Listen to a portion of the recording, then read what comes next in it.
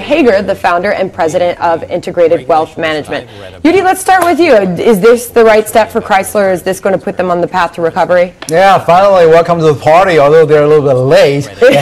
For all the other automakers, they pretty much come out with a new lineup already, but Chrysler has been late. But I think basically it's a good thing. By coming out with a new engine that's lighter, cheaper, and it's more efficient, and the fact that it could be used cross product lines, I think eventually it's going to help their bottom line. However, they're late to the party, thus they better make sure their stuff is as good as other people in the market. Yeah, I mean, Gary, Ford must be looking at this and saying, I mean, you know, great that you're taking these steps now, but you've already put the company in a certain situation. Do you think that this is going to turn the company around? No, I think this is Ford is looking at them and chuckling behind their margaritas. It's this engine basically is another ho-hum design that's designed to give them an extra 2 miles a gallon. 2 miles a gallon. I said 2 miles a gallon. The reason I keep repeating it, of course, is they could stretch that. They could have tweaked this motor so they could have 6, 7, 8, 9 miles a gallon. So I think it's a little bit of PR. It's very weak. As simply Yu-Dee said, it is late to the party, and it's Chrysler.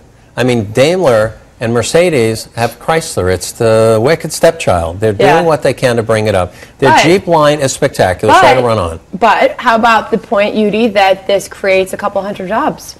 Yeah, it does. I think it will down the road. But I think more than just Chrysler, the entire auto sector recently probably have seen the bottom. The light is at the end of the tunnel, though that light is pretty far away still. So I think overall speaking, it's probably not a bad thing. It's just that I still think it's a little too late. It's going to take a while for the Chrysler to really turn it around. So what then, Gary, is your big picture look at the auto industry right now? Is it just going to be Ford, Ford, Ford, and they're going to continue to thrive? Sorry about that. We have a desk situation all the time down here. There. I hope your foot's okay. I'm sorry, no, I don't want the coffee to fall in here. But big picture at the auto industry, is Ford going to continue to be the winner, or are you saying there's just no hope? Chrysler is trying to turn things around here.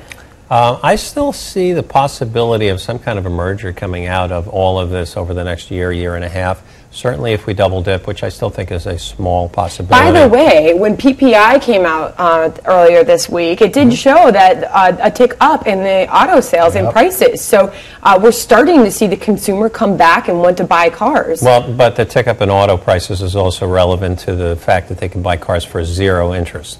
And they're giving incentives. I mean, Hyundai was doing... But clearly demand even held up for Toyota. Among all the recalls, still we saw Toyota sales tick double digits higher. That's true, because Toyota, everybody's still looking at Toyota tripping over a speed bump. I mean, certainly having people killed is nothing to gloss over, but I'm looking for a vehicle right now, and it's absolutely going into the Toyota showrooms right now because of the incentives that they're offering. No hesitancy with the safety? No hesitancy whatsoever. Wow, and you've been in the showrooms. What do they look like?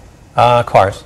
People in there? I haven't been in it. I'm going to go in. Oh, come on. He's lying to us. No. I do it online. But, Yu-Dee, there's something to say for the fact that there's a little bit of confidence coming back. We are seeing some evidence that the economy is starting to shape up a little bit more. These automakers have to be prepared for when the consumer's ready to buy. A lot of folks held off throughout the recession. Absolutely. And when they're ready, they're going to be heading into the showroom. But I'm going to tell you also, GM has activated tons of dealers. Sorry, I didn't mean to step on you. It's all right. But it's okay. I apologize. I'll allow you at least one kicking off for coffee and cutting me off. I think GM and Ford really have the lead by far, and I like the way GM is shaping up right now. So I'm just going to quickly say that Chrysler is ho-hum. I love their Jeep line, and that's it. Last word to Yu-Dee. Yeah, I differ a little bit. I think there's a light at the end of the tunnel for Chrysler. Maybe dark horse.